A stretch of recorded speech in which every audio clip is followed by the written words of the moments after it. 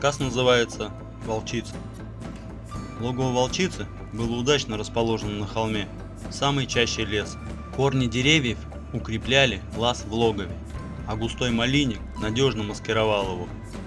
Каждый год в волчьей норе появлялись волчата, а охотники, сколько ни искали, не могли найти семейство волчиц. Вот и сейчас в логове происходило земное таинство. Волчица ждала появления потомства.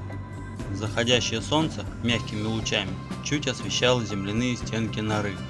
Глаза волчицы отражали желтый солнечный свет, и от этого она как бы светилась вся изнутри. Частое дыхание и тягучая боль в животе говорили о том, что волчата очень скоро появятся на свет. Она была этому очень рада и одновременно огорчена. Совсем недавно, перед самой весной, охотники убили отца ее волчат, Матерого. Забота о потомстве на этот раз будет лежать на ее плечах. Серая тень, звали волчицу в деревне за неуловимость, доставляла много неприятностей на пастбищах. Волчица с Матерым могли так обхитрить охотников, они ускользали как песок между пальцев. Они знали повадки человека и думали как люди, поэтому были неуловимы. Много раз они уходили от охотников, но последняя облава была внезапная и жестокая. Они с Матерым не боялись флажков и, как всегда, нырнули под флажки.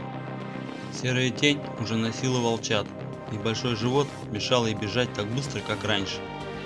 Матерый чувствовал, что за ними помчалась свора молодых и сильных борзых. Они стремительно сокращали расстояние погони. Когда собаки были уже рядом, волк развернулся и стал мордой к приближающейся опасности, чтобы дать время своей подруге уйти от погони. Убегая, серая тень видела их схватку. Матерый резанул зубами живот борзой, которая, скуля, поползла по снегу. Он расправился бы со второй собакой, но выстрел из ружья оставил лежать Матерого на снегу. Серая тень остановилась, чтобы последний раз взглянуть на серо-красное пятно, в которое превратился Матерый, и стал стремительно уходить ложбинкой в перелесок. Матерый отдал жизнь, чтобы сохранить потомство, и она должна жить дальше. К ночи пошел крупный влажный снег, и только тогда волчица посмела подойти к логову, зная, что снег надежно засыплет ее следы. Волчат родилось 4, 1 мальчик и 3 девочки. Волчонок был крупный и очень походил на Матерого, с такой же темной полосой на спине. Волчата активно сосали молоко и крепли на глазах. Несколько суток серая тень совсем не покидала логово. Матерый давно бы принес ей ягненка для восстановления сил, но голод теперь заставил волчицу пойти на охоту. Она отряхнула крепко присосавшихся щенков и вышла из логова. В лучшие времена они с Матером легко догоняли косулю, но теперь ей не одолеть такую богатую еду. Может, ей повезет, и она найдет чужую добычу, или заяц зазевается на солнышке. Но удача больше не была на ее стороне. Она ушла вместе с Матером. Серая тень спустилась к роднику и долго и жадно пила ключевую воду. Когда она голодная возвратилась в логово, волчата жадно набросились на пустые соски. Их требовательное нытье было для матери невыносимым. Она оставила логово, чтобы снова уйти на охоту.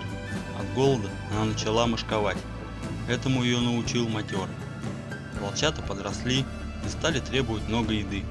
Однажды ей повезло добыть ягненка. Серая тень спорола ему живот и подтолкнула к новой еде волчат. Маленькие хищники впервые попробовали сырое мясо и кровь. Затем она наелась досыта сама.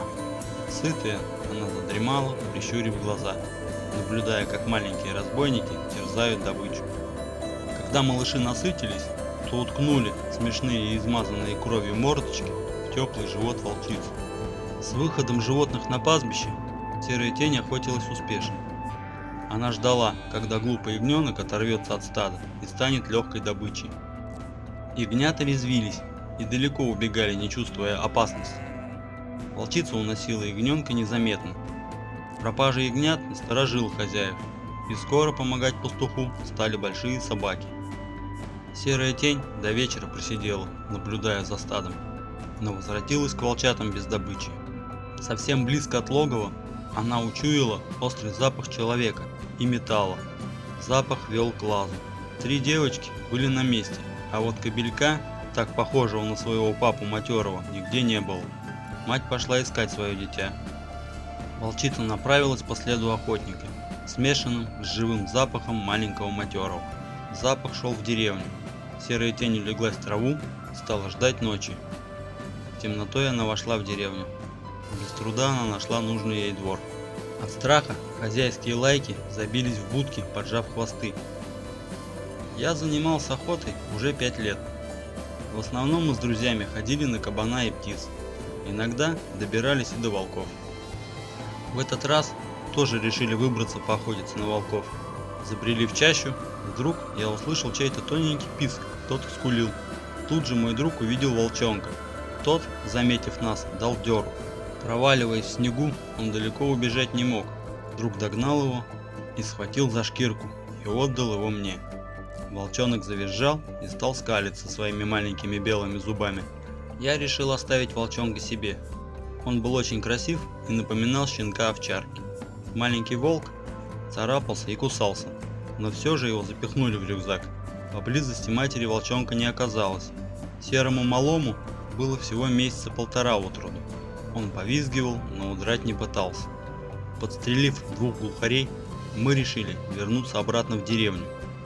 Волчонок дрожал всем тельцем и посматривал на меня своими карими глазами-бусинками. Добравшись до дома, волчонка закрыли в вольере, дав ему воды и небольшой кусок мяса. Однако он даже не притронулся, а жалобно скулил. Я пошел в дом, оставив волчонка одного, может хоть один поест. 2 друзей решили съездить подальше в лес, чтобы выловить кого-нибудь покрупнее. Я остался один. В камине тихонько потрескивали дрова. Я пил горячий чай, смотрел в окно и наслаждался пейзажем природы. Выйдя из домика, я направился проведать пойманного волчонка. Тот метался из стороны в сторону, изредка пробуя на зуб решетку. Увидев меня, он испугался и завыл. В этом вое было что-то безнадежное и печальное. Он звал свою мать. Я снова ушел в дом. Уже начинало темнеть. Скоро вернутся друзья с добычей. Вдруг послышался какой-то звук со стороны вольера. Я тихонько встал и направился туда. И что я увидел?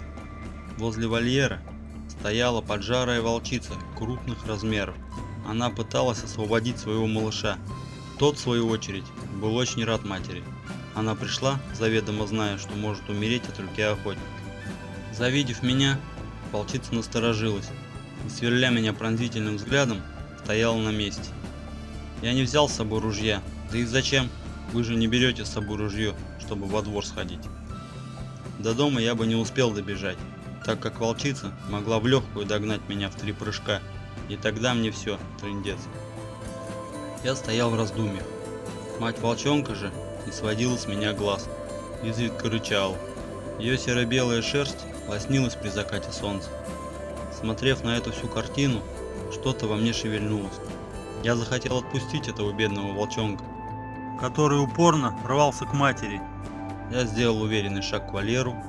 Волчица будто поняла мои намерения и отошла подальше, все так же пристально следя за каждым моим движением. Я подошел к вольеру и быстро открыл заложку. Волчонок, увидев открывшуюся дверь, выскочил и со всех ног понесся к матери. Волчица, радостно облизав своего малыша, тихонько направилась с ним к лесу. Отойдя на безопасное расстояние, она обернулась и посмотрела на меня. Я же стоял как вкопанный и наблюдал эту картину, не понимая, что со мной происходит. В душе разливалось тепло. Взгляд той волчицы, ее поведение убедило меня в том, что они разумные и очень много понимают. Раньше я как-то не задумывался над этим. После этого случая я понял, что больше не хочу быть охотником никогда.